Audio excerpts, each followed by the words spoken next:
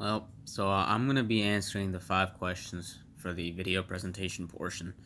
So we'll start with the first question, which is what is your previous public speaking experience before this class? And I mean, I guess not really as much as going out in front of like 1,000 people and going to address something, but throughout high school, you've had to do presentations.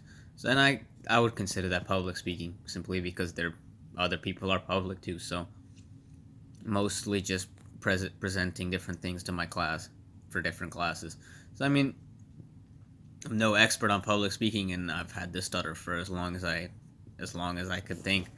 So I try to adjust myself so that I don't stutter as much, but still maintain what I plan to say, which is a problem because sometimes I would have to present like an essay, and then halfway through when I know I'm about to start stuttering, so I change what I was gonna say and start improvising. It sometimes gets really awkward, but I'm no god at public speaking, but I do have a little bit of public speaking experience. So question number 2, you have more traditional public speaking experience or 21st century? I would definitely say I would definitely say traditional. Our high school, we kind of mainly did everything in person when it came to presentations. Even if we used like PowerPoints and stuff, we would hook up the PowerPoints to a projector and just basically stand in front of the projector and present to the class. So I do have a lot more traditional public speaking. As much as I really don't enjoy it, I still do.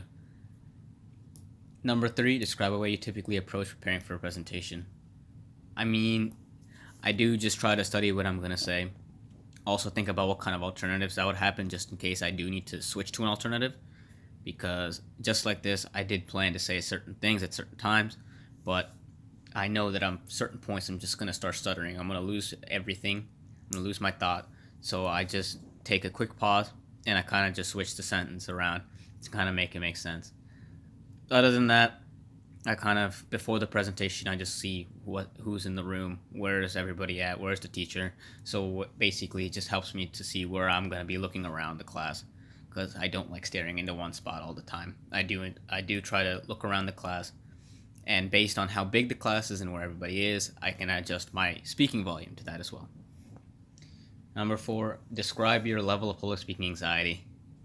I'm not going to say that I'm that anxious when it comes to public speaking. It's just I've gotten really self-conscious about my stutter, because sometimes when I talk to like myself or maybe my parents, I don't stutter that bad. And sometimes when I'm talking to my friends, they don't really stutter that bad either. But sometimes it gets really bad. Like it sounds like I'm starting an old car. And sometimes I'll mess up the like smallest words. I could say something like is, and is would never come out. It'd just be and it would just be really awkward. And I got teased a lot for it. But I mean, that's not part of why I'm self-conscious. It's just I don't think that I try to sound as intelligent as possible so that people actually listen to me.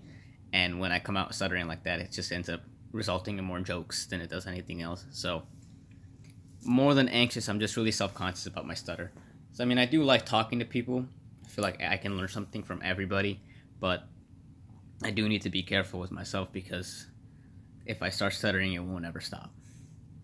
And number 5, discuss how strong presentation skills will help you in the future.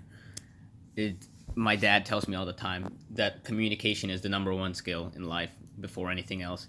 So by doing this class and just by learning different communication skills, such as public speaking, this will help me out in the future, because it will literally tell me how to talk to people, and it'll help me sound intelligent. It'll help me sound cohesive, and I won't be a dull dirt bike. Basically, I can finish a sentence. I can start a sentence smoothly. I can finish it smoothly as well.